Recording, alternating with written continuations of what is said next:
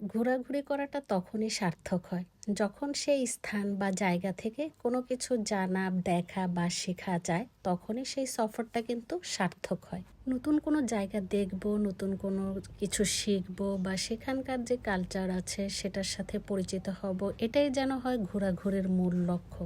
একসাথে এতগুলো মানুষ একই জায়গায় একই গার্ডেনে আমি এর আগে কখনো দেখিনি। আমাদের দেশে সাধারণত যেখানে কোনো গার্ডেন বা রিসোর্ট বা কোনো একটা পিকনিক স্পট আছে, সেখানে যারা পিকনিক করবে ঠিক তারাই সেখানে যেতে পারবে, এছাড়া কিন্তু আর কোনো মানুষ যেতে পারে না। তো এই জায়গাটা মানে এই গার্ডেনটার নাম হচ্ছে ইয়ন্তাই গার্ডেন। এই গার্ডেনে একসাথে এতগুলো মানুষ, আমি কি বলবো, সেখানটায় যেতে আমাদের অনেক কষ্ট করতে হয়েছে। শীত ছিল, সকালে প্রচণ্ড শীত। সেই শীতের মধ্যে আমরা যখন বের হয়েছি তখন তো ভাবতেই পারিনি তপ্ত রোদে আমাদের এত গরম লাগবে। বিশাল বড় একটা সিরিয়াল নিয়ে কিন্তু আমরা এই ইয়ন্তাই গার্ডেনে যেতে পেরেছি। আসসালামু আলাইকুম, আশা করি সবাই ভালো আছেন। আলহামদুলিল্লাহ, আমিও আপনাদের দোয়ায় ভালো আছি। বিশাল সেই সিরিয়াল মেনটেন করে তারপর আমরা যখন গিয়েছিলাম, প্রচণ্ড রোদ লাগছিল, প্রচণ্ড গরম লাগছিল।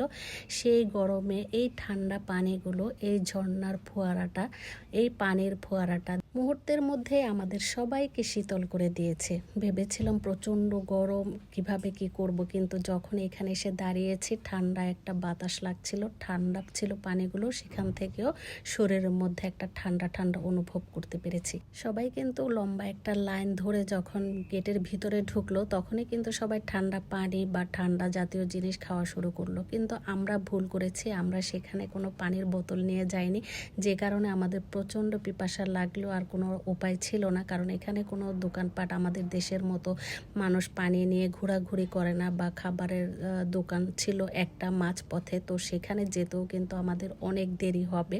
তো যাই হোক, আমি যেহেতু এখানে এসেছি সুন্দর একটা জায়গা খুঁজে, নিরিবিলি জায়গা খুঁজে ছবি তোলা, একটু ভিডিও করা, কিন্তু কি করব, যেখানে যাচ্ছি সেখানে মানুষ। আর দেখেন এত সুন্দর একটা পরিবেশ, এই পরিবেশ দেখলেও আসলে খুব ভালো লাগে। যাই হোক, এই ইয়ন্তাই গার্ডেনের কিন্তু আমার এর ভিডিওটা হচ্ছে প্রথম পর্ব।